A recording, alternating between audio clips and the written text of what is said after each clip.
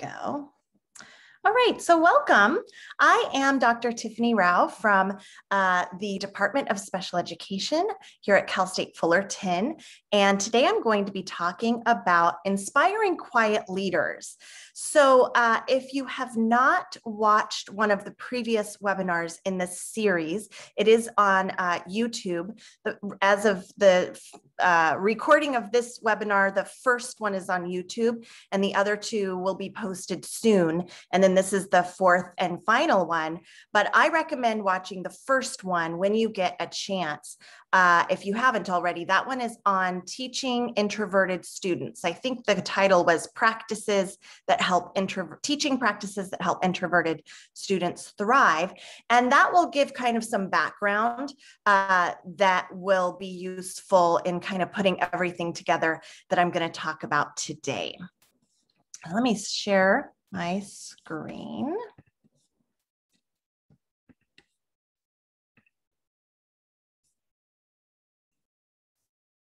Dr. Al, I actually happen to have that link to that other talk you said, so I could put it in the chat. What's that? I just watched that one too last night, so I could put that in the chat. Oh my gosh, you are so awesome. Thank you. Yes, that would be wonderful. That's so great. I love that. All right, so these webinars are hosted through the College of Education Center for Creativity and Critical Thinking and funded through Schools First Federal Credit Union. So we're so grateful that we have been able to put these on and offer this professional development. And thank you for spending this time, investing this time in your professional development and in learning how to support students that are more quiet. That might seem like they're doing just fine in school because they're quiet and they're following the rules, but sometimes they need a little bit more support to really reach their potential and get the most out of their education, just like we want for all students. So let's get into it. Now, before I begin, if you are watching this on YouTube and you would like a copy of the PowerPoint, or you would like to just send me a question or a thought, feel free to do that at trow@fullerton.edu. That's trow@fullerton.edu. And actually, while I'm thinking of it, I want to go ahead and put the PowerPoint in the chat now so that those of you who are with me live can go ahead and download it. I do have several slides that are sort of like, I don't know, mini lesson plans, not formal at all, but you might want to refer back to them if you wanted to try some of the ideas out that I'm going to share today. Okay, so that's uploading to the chat and it should be available in a couple of minutes. All right, so what did these individuals have in common? I'm not going to read every single one because obviously you can do that, but what they have in common is that they are introverts. So they are introverted public figures, I guess I'll call them. Many of them are leaders, but some of them are public figures that people find inspiring for one reason or another. It has been said that Dr. Seuss, the man behind Dr. Seuss, was always very nervous to meet the children that loved his book so much, his book fans, because he was afraid of disappointing them with his quieter personality. He was just a quiet fellow and he didn't want to disappoint anyone. Let's see, I had one more that I was going to mention. Fred Rogers, of course, Mr. Rogers. He was, he put on his TV show and that required working with a lot of people and really being a leader, not only the, sort of star main person of the show, but he also had this vision that he wanted to make sure came across in his television show. So he really had to be a leader and be very assertive in that way. But he was an introvert and he would spend a lot of time in the morning. He'd wake up early just to spend time alone, deep in thought, sometimes meditating or in prayer, so that he could get that charge of energy that he needed then to go to the studio and work with people. And then, of course, have some downtime afterwards. So these are all introverts, and here's what we're going to cover. It is what makes quiet people good leaders. And then I'm going to go into several different leadership activities for the classroom that actually teach a lot more than just leadership skills, but it's definitely good for fostering leadership skills in your students, collaboration, being able to lead as well as listen.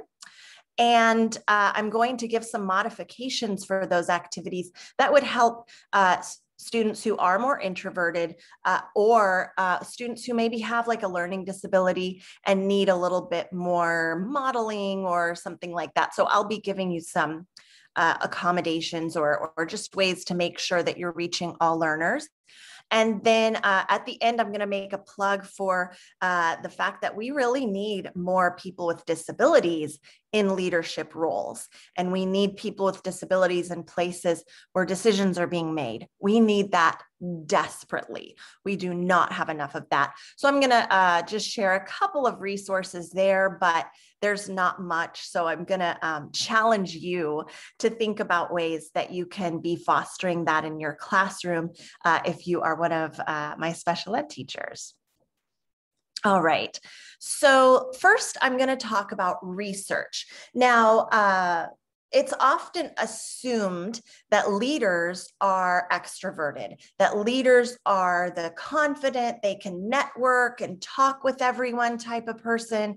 And that's kind of the idea that a lot of people have in their heads about a leader, is that it's somebody who's just, very outgoing, maybe even outspoken, and has no problem just socializing and being in the limelight.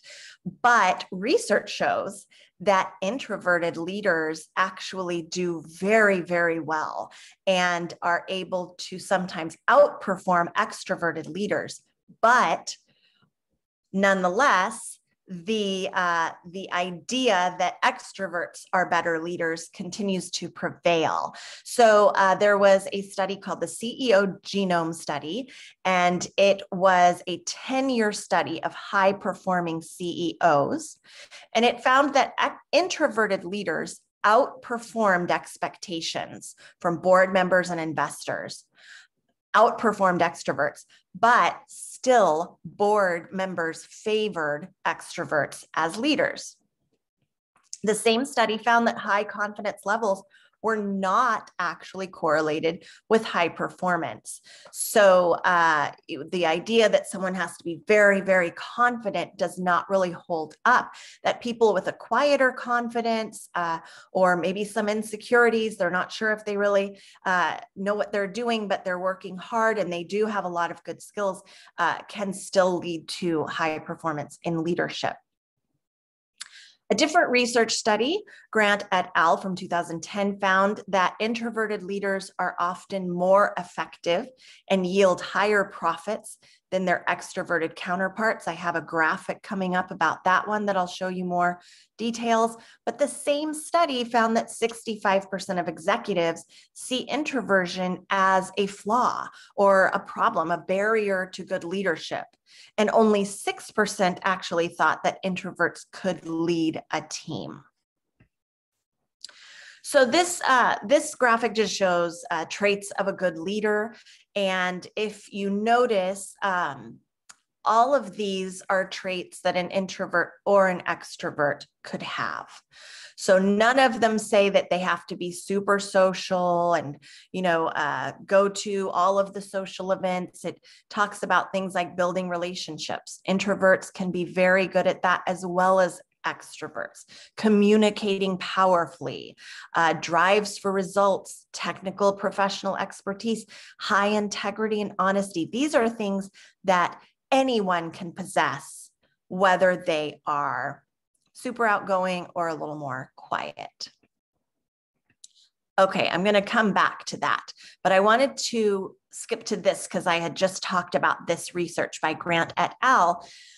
2010. And so here's where they noticed that, or they found that introverted leaders often outperform extroverted leaders. So in this study on the left, it was 163 students were divided into groups, actually 56 groups. Some were led by introverts and other were led by extroverts, and they had to fold t-shirts in 10 minutes. So it was just this simple task to see who could do it fastest. The people in each group were just a mix. And the ones led by introverts folded more t-shirts in 10 minutes on average than those led by extroverts.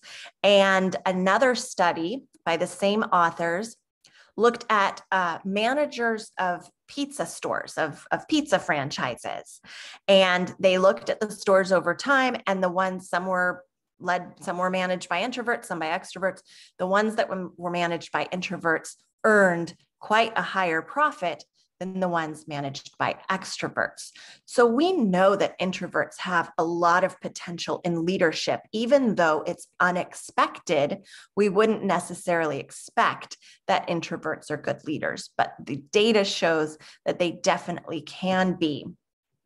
And why? Why do they make good leaders? Well, for one thing, we know that they're observant. Introverts have that longer brain pathway, right? So they think deeply and they see a lot of things going on that extroverts might miss.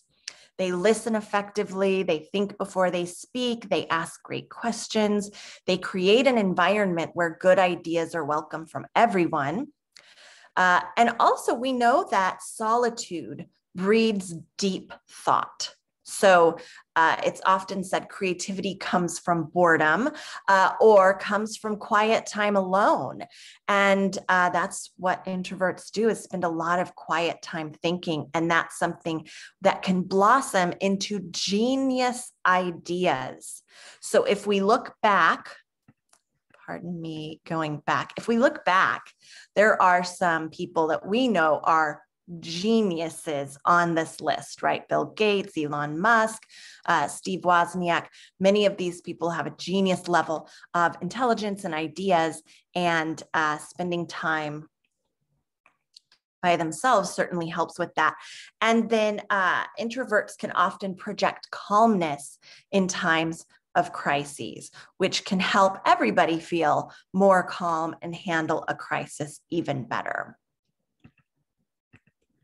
So now that I've sold you, hopefully, on introverts being good leaders, I'm going to share with you several classroom activities that can help students develop leadership skills. And I think that these are really fun. The first one, I feel like it's kind of cheesy only because everybody does this, but it is a helpful activity to start. It's an effective activity to start helping students build confidence. Everybody does the all about me at the beginning of the school year, right? And it's a little bit different. It's real simple in kinder, and then it gets a little more interesting as time goes on. But these activities are great because they help build confidence in young children. Just thinking about themselves and creating something that's representative of themselves helps them see themselves as important and unique. So keep doing that. Now, these are a little, you may or may not have heard of some of these.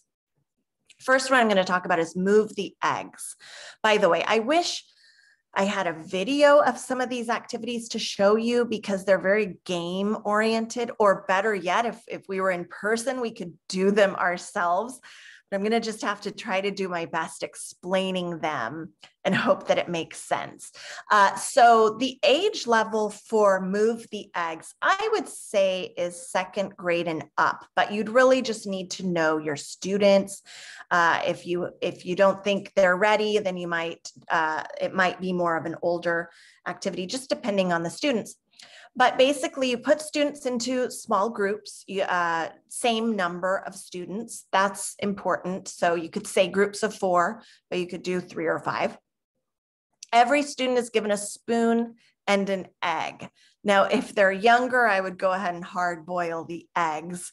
And maybe I would anyways, even if they were seniors in high school, just because I wouldn't want to have to clean up raw eggs. But every student is given a spoon and an egg. You designate one student per group as the leader. And the leaders have to figure out how to move the eggs from one point to another with their team without dropping them. So maybe you have a line of tape on one side of the room and another line of tape on the other side of the room. And I would just have one team go at a time, so it's not chaos, and you time them, okay? And maybe you don't let the teams watch each other so that they don't just copy what another team did. So they've got to get the eggs from one to the other. They can get creative. They could pass them down from one student to the next and then line up again. Or, hey, maybe everybody can just make a run for it with their own egg. They can get creative. Now, typically, the winning team is determined by who got the eggs to the finish line fastest and without breaking them. But what I like better is there's no winning team. And instead, groups try once, then you assign a new leader, and they try again. And then you repeat until all students have had a chance to lead. And then the groups can discuss what went well with each try and why. Now, if you do it that way, and so then they're competing against their own group, trying to get a faster time. And then maybe you could let them all watch each other. They can get ideas from each other if it's non-competitive in that way. But what I would do first before this activity is have a growth mindset lesson and talk about mistakes and failures and how they are stepping stones to success. I would work in a lot of discussion about that into all of the activities I'm going to share today, because we have to, when we're going to be a leader, we have to be vulnerable and we have to recognize our idea may very well fail. And not only that, but you want the other kids to be supportive of that and not be like getting overly angry because this one kid's idea didn't work and then they didn't get a fast time or whatever. And then that would make that child maybe not want to try again. So you want to create a culture of support for everyone failing and making mistakes sometimes, because that is how we learn. So that's, I think, how I would do it would be just competing against themselves. Just takes the competition stress out of it if you have a few kiddos who really struggle with that. And then how to make it introvert friendly and inclusive. So if you think about the quieter kids in your class, but also think about kids who might just need some modeling to really get what they're supposed to do. I would assign the extroverted kids as leaders first. That way, the quieter kids or the kids who just need that modeling have time to observe, prepare themselves mentally, and then notice little details about what's working that maybe other kids might miss. And so in that way, they can get a lot out of it. It won't be too intimidating or stressful for kids who aren't comfortable right away. And then they can really have that time to observe, have that runway that I talked about in the previous webinar. Okay, and another idea, this one is called Lead the Blindfolded. You could probably come up with a more clever title than that for this game, but that's how I know it. Lead the Blindfolded. Again, I would say second grade and up, depending on your students. You would need a large area for this one, could be indoor or outdoor. You can divide them into 2 big groups or several smaller groups. They need to spread out. And the point of it is kind of like the move the eggs, but you're going to move your people. Everybody's going to be blindfolded except the leader of each group. And then the leader needs to figure out how to direct the group verbally from point A to point B. So maybe everybody's spread out and then they're all going to end up inside of a circle or inside of a taped off, a tape box on the floor or something like that. You might have some obstacles in the way. So the leader needs to give clear commands to the group to get them moved into a designated space. Now, again, if you can, I would give each student an opportunity to lead. If you can't do that all in one day, that could go on for a long time and the kids could lose interest. Then you might choose, you might just make a note of who was the leader for the Move the Eggs game. And then maybe a couple weeks later, you do lead the blindfold and make sure different kids get a chance to be a leader. So the winner would be the team that successfully gets to the space the fastest, or no winner. And instead, again, teams keep trying to beat their own score, but you'd have to keep changing something about it so that it doesn't get too easy in their building experience. And same thing as the last, same accommodation that I mentioned before, assign the extroverted students as leaders first to give them that longer runway, the quieter students a longer runway, and then any other students who just need that modeling, but still give all students a chance to be in the leadership position, because you really might be surprised at how well some of them do. This one's similar. It's called Minefield, but it's more of a one-on-one. So students are in pairs. One student has a blindfold and the other one is the leader and has to direct them specifically around an obstacle course. Like there's chairs in the way, there's objects on the floors, they have to duck under something. And the leader has to give good directions without touching the person so that they can get from point A to point B.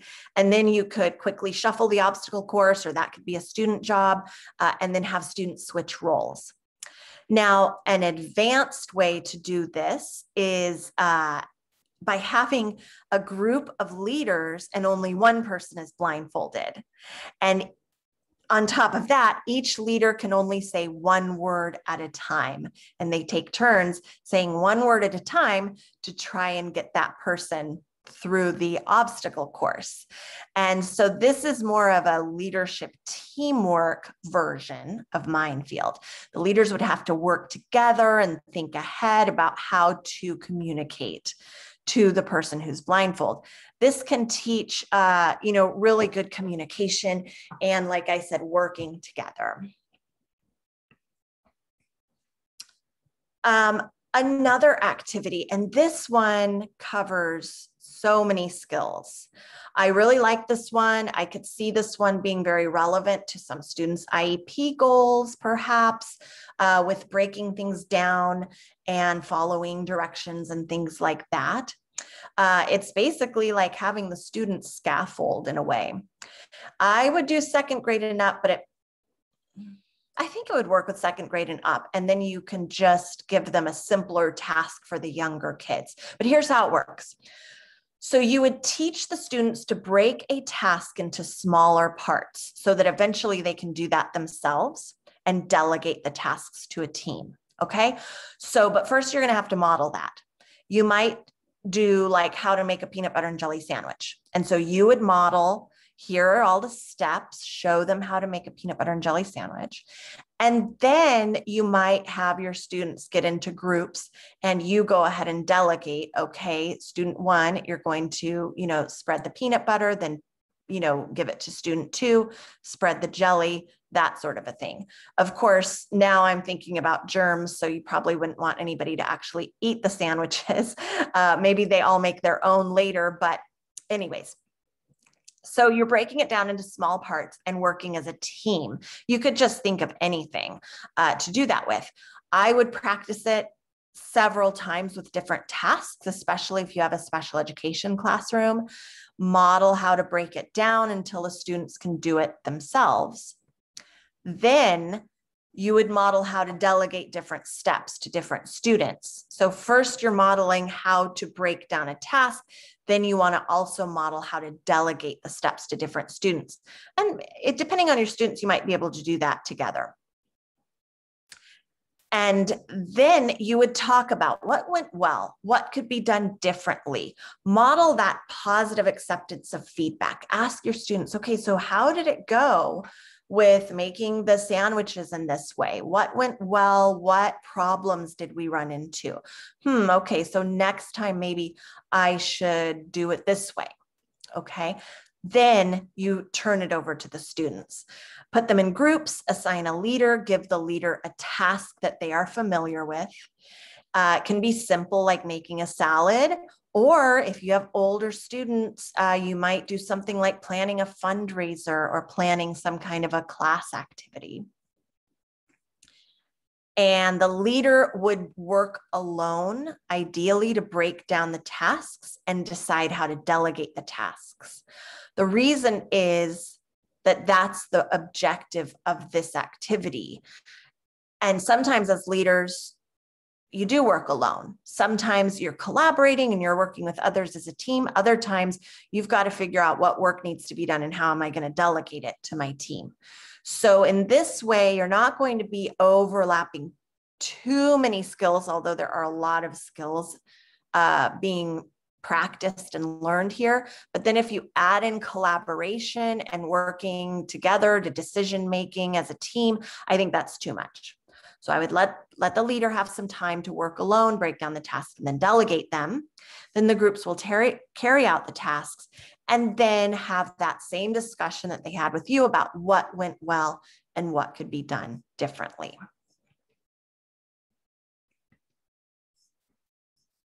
Okay, and I love this one. This is called the listener. This, again, so many good skills that even aside from leadership that are being addressed here. But the important objective here in regards to leadership is that leaders have to be good listeners so that they can listen to the needs of their team and lead them accordingly, lead them in a way that's going to work for the individuals that are on their team. So they have to be good listeners. They have to listen to what problems are happening so that they can tweak things and adjust things and do better, make it better. Any age level. I could see this being done in kindergarten easily. So you split students into pairs. First off, though, before you do this, you would want to teach about leadership and talk about what makes a good leader. You might talk about some famous leaders, do like a unit on leadership. And there's a lot out there, and sometimes there's some things in the social studies curriculum about leaders, but you would talk about what makes a good leader. And this would specifically be related to listening. So you have each kid's in pairs. One person is designated first to be the listener, but they're both going to do it. But one person is the listener. Teach them how to listen. I would teach active listening and teach them how to jot down notes. For the really young ages, then you might just keep it really simple if they're not all writing very well yet. But their job is to listen to the other person talk about themselves and take notes. So the kiddo who's talking should be encouraged to talk about basic information like where they're from, their age, favorite activities, etc. And what I would do is put up a list, a short list or longer list. Again, match it to their level. Younger kids, keep it short. You might put up a list, information to share, age, where you're from, favorite hobbies, do you have any pets? And then you could even leave one blank, anything else that you want to add, because it doesn't have to be boxed in, right? They can just share stuff. The listener needs to listen carefully. Take notes if they're able to. Once they've finished, you'll quiz the listener on the information that they have found out about their partner. And the more they've listened, the more information they will have, the better that they'll do on their quiz. So it's a great way of learning that leadership skill of listening. And then after they've finished, you have them swap roles. And then along the lines of teaching a unit about leadership, this would fit in really well with that. So this is a leadership coat of arms, And there are a lot of different blank shields or coat of arms that you can find online or draw your own. Here's one that I found. I would say 4th grade and up for this one, but I don't know, maybe younger. Everyone would start with that blank template, and they would design a coat of arms that represents the kind of leadership skills they value most in leaders and the kind of leader that they would like to be, or maybe already are if they have some sort of a position, or you do these things in class, or if you have like class offices like president and vice president. So the more broad you leave the instructions, of course, the more diverse the submissions will be. But I always liked to offer a couple of examples to my students who just, for those who needed a little bit more modeling. And I think if they model, kind of copy after what you did, but put their own spin on it, that's fine for some kids. And then you can share as a group. Students can talk about why each item was chosen. And then that can help them learn from others about what's important to other people in leaders. They might think, oh yeah, I like that one too. That is really important. I didn't think about that one. So you might consider allowing them to revise their coat of arms after the group discussion about it.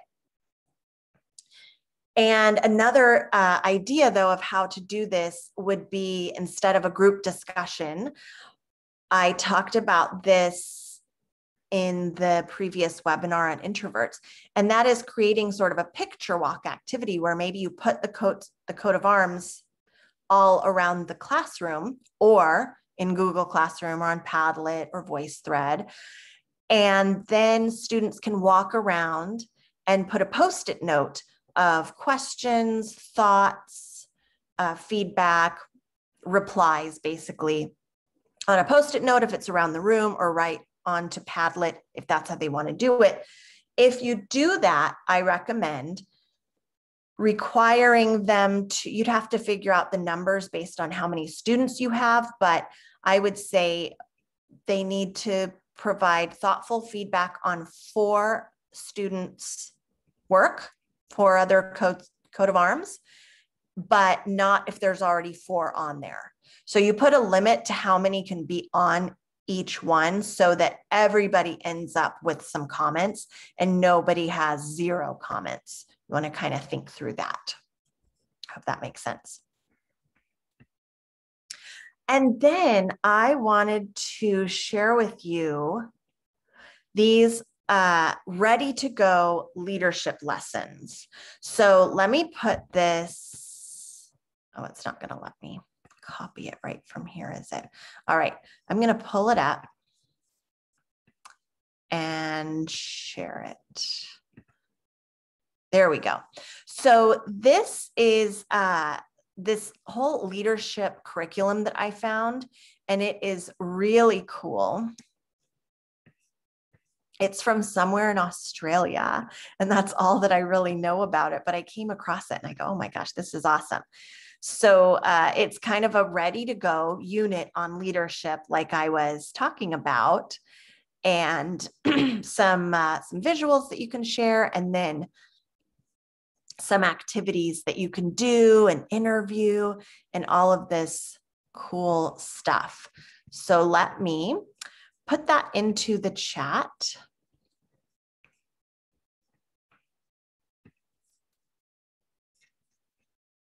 That link, in case you're interested. And then I'm also going to share with you, I downloaded the PDF of it. So I'm going to share with you 3, here's this PDF. And then here's another one that's kind of similar, kind of different.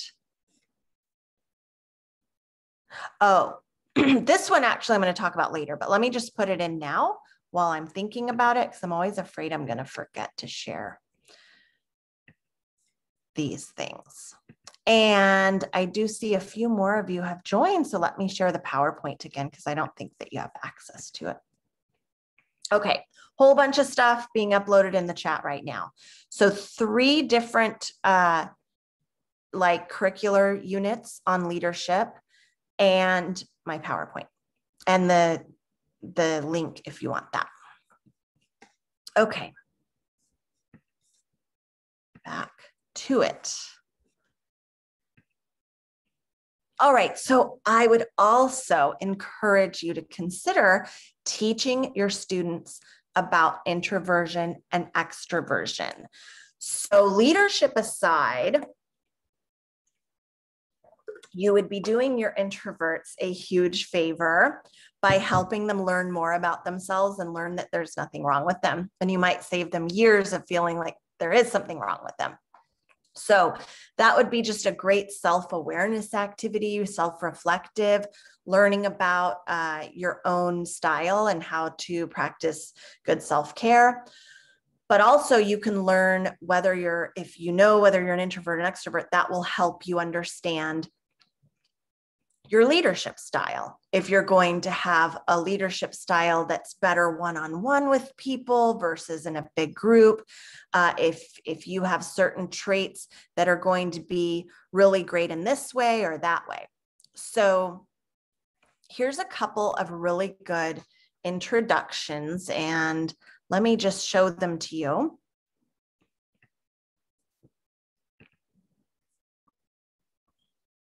So how about this? Hold on just a second.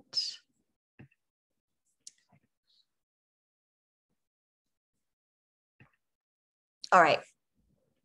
This is 6 minutes, so we won't watch the whole thing, but I love this guy. And he's teaching these kids about introverts and extroverts. So this is a really fun introduction, I think.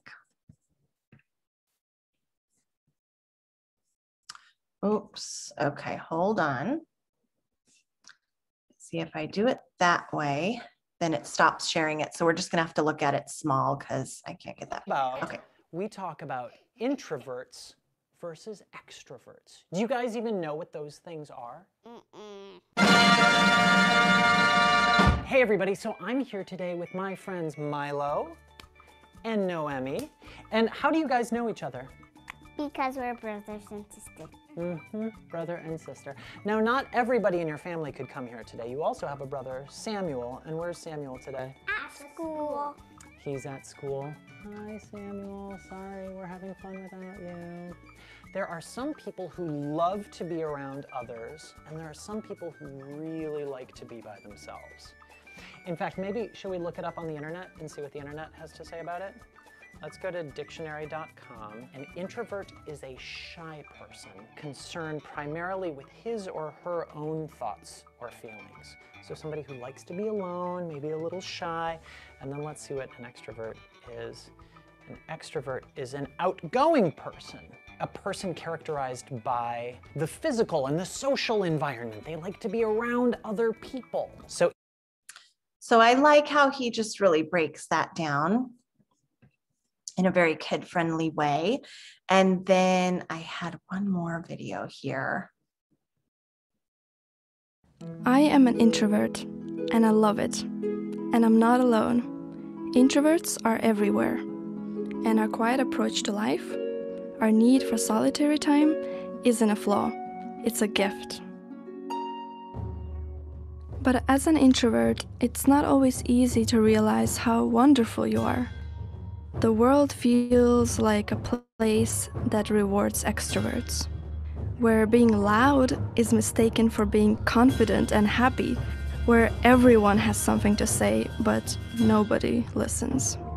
A world of open-plan offices, networking parties, and big personalities. For those who speak softly, it's easy to feel left out. All right, so I'm going to stop there, but I really like those as introductions for kids. Let me post that in the chat, both of those links for you in case you're interested. Okay, so, all right, so what I would do is open up with that, and then this will lead into more leadership activities. But first, you would want students to just learn about themselves. And so you can introduce that, and then you might do something like, who am I? Where you have students discuss one-on-one whether they see themselves as extroverts, introverts, or a combination of both. And they can have that conversation. And then a couple of independent activities to follow that up with. Students could choose some friends or family members to interview and ask if they see themselves as introverts or extroverts, and what impact that their temperaments have on their lives. And then you might have students journal about reflecting on their thoughts and opinions about themselves and others on the introvert extrovert spectrum, and the cost and benefits of being either type. So those might be a little bit advanced if your kids are younger. I think that you can teach this starting at a very young age, and then you would just think of something simpler to do for independent activities and sharing. But then that can lead into a conversation about leadership styles. And so I put in the chat a curriculum called, what was it called? Quiet Revolution. Let me see what it's titled in the chat.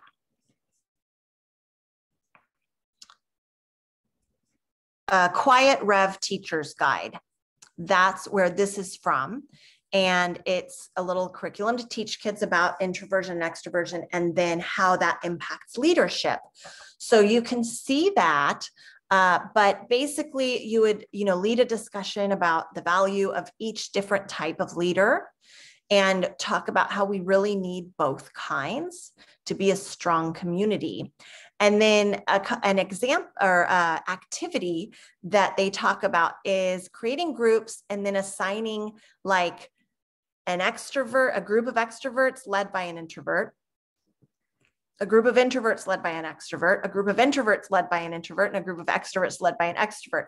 Now, I don't know if any of you would have big enough classes for all of these different groups, but it sounded like a cool idea. And then you give everyone a simple task, like, maybe everybody makes a different dish to be part of a whole meal, or each group must complete a classroom chore, or each group just has to draw a picture that the leader details and explains, leads them to draw, right? And then you can talk about what went well in each group, what was effective, ask each leader to reflect on what they might do differently, and learn from other leaders in that way as well.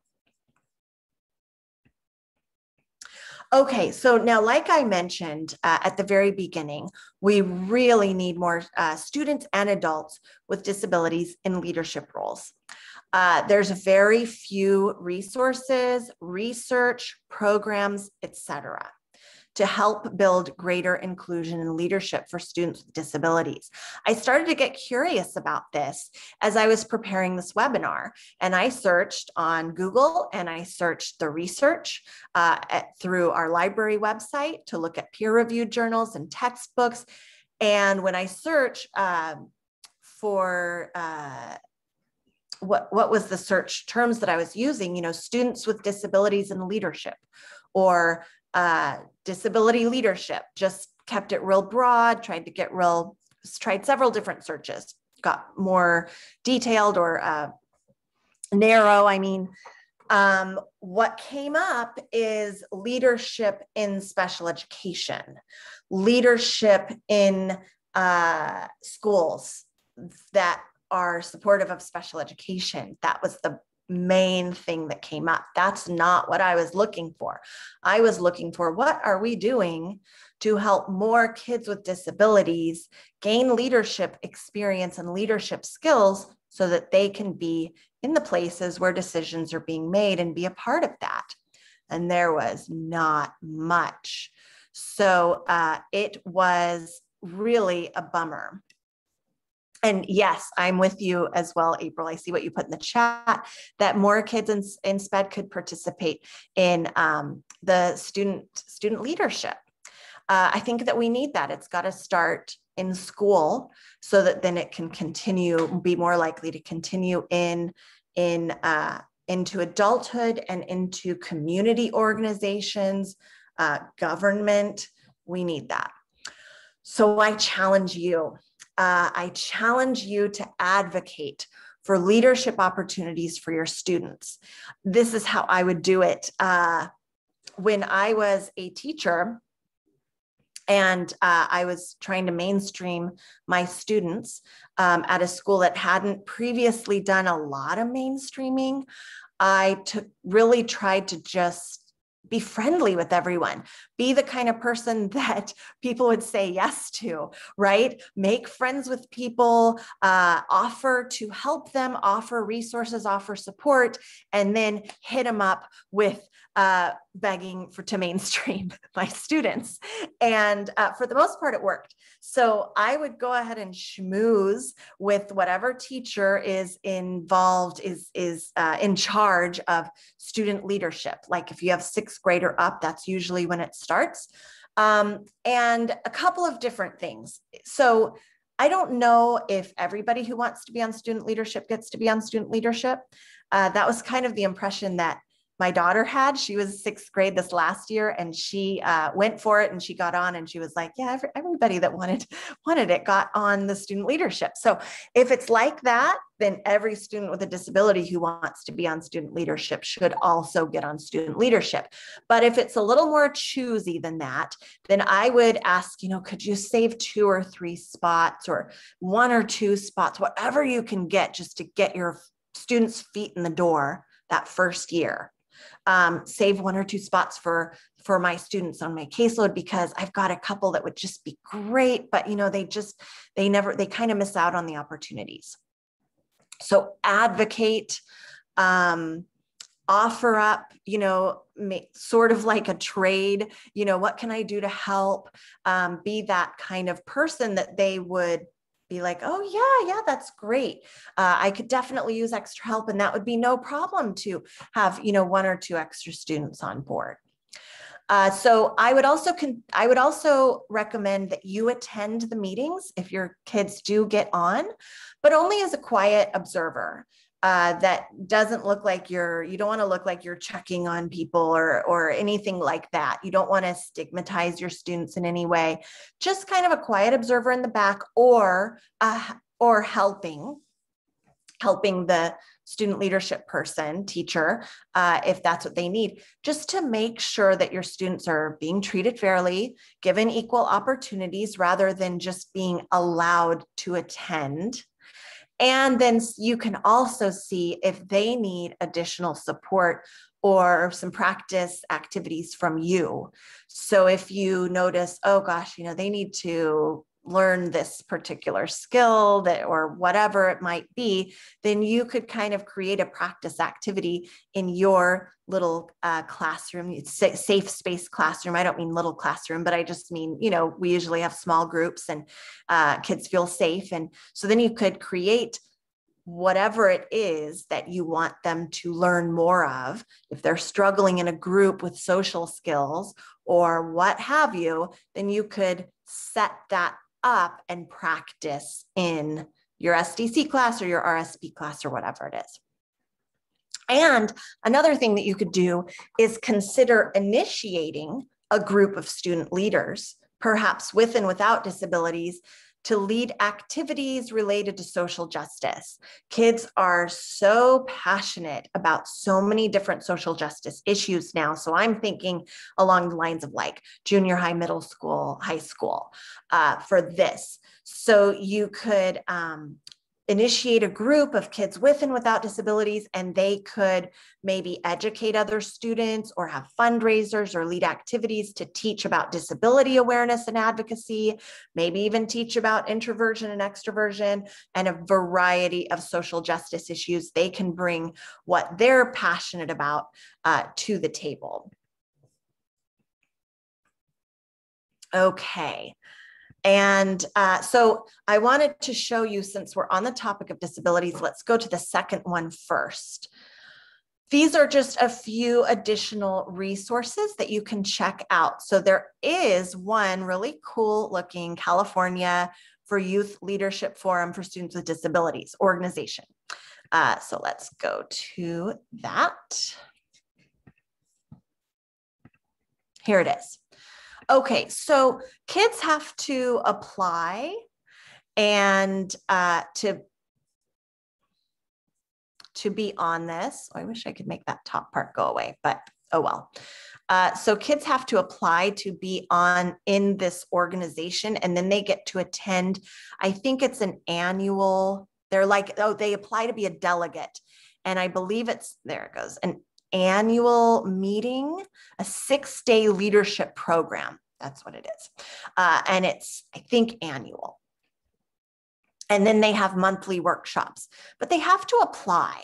And maybe not all of your kids would get it. There's no cost. So that's cool. It's very accessible. But I definitely would say check this out. See if it might be something that you want to integrate into some of the kids, into your caseload, and encourage some kids to apply.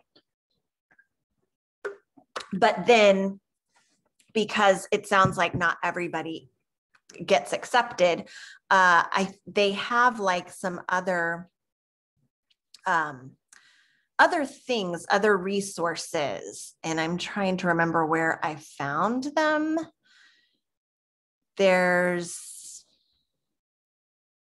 I don't know, check out the website, because I was checking it out the other day, and there were a few things that I was like, oh, you could integrate this into the classroom, even not being a part of this organization exactly. All right. And then while I'm online, let me open up this one. So this is not just for kids with disabilities. This would be for anyone. And they do have a curriculum. And that was one of them that I posted in the chat. Let me see which one this one was that I posted. Leading Towards Tomorrow is the title of the PDF file that I posted into the chat. That comes from this organization called California Association of Student Leaders. So again, I think this is an application-based program. I think there's like a once a year kind of a thing, but here is the thing that I thought anybody could access, and it's curriculum packs. And so I put their most recent one in the chat. That's what it is. You can download it. And then you can just kind of, adapt what it is to your students. This is for high schoolers primarily, I believe. But so it might be more for junior high school. But they had some videos of students talking about what they're passionate about. And it was just, they're these young, high schoolers, and it was just really cool to see. So I think that's a really inspiring organization that you could get some cool ideas from to integrate into your classroom as well. Let me go back to there. Okay. And then finally, I came across this book. I don't own it, but I came across it and I wanted to share it. It's called Defying Disability: The Lives and Legacies of 9 Disabled Leaders, and it's written by Mary Wilkinson. And that looked really cool. We're talking a lot in schools about representation in the curriculum. And we're talking a lot about that in terms of race and ethnicity, and a little less about disability. And that's okay, because right now we're focusing on race and ethnicity, which is so important. And we can't really focus on every single thing all the time at once. That's a lot. But I would just love for special educators everywhere to really think about how to represent disability in the curriculum as well, and make sure that kids on your caseload are seeing kids that are seeing not just kids, but people who look like them and who represent them. And this book looked great. So I'm not sure how you might integrate it into a curriculum, but I think I see that as kind of one way to represent are books like this. And there's not enough of them, but this is one. Okay, and gosh, this was a quick one, but that is it for today. So I will open it up to questions. I'm going to go ahead and stop recording, and then we will do questions.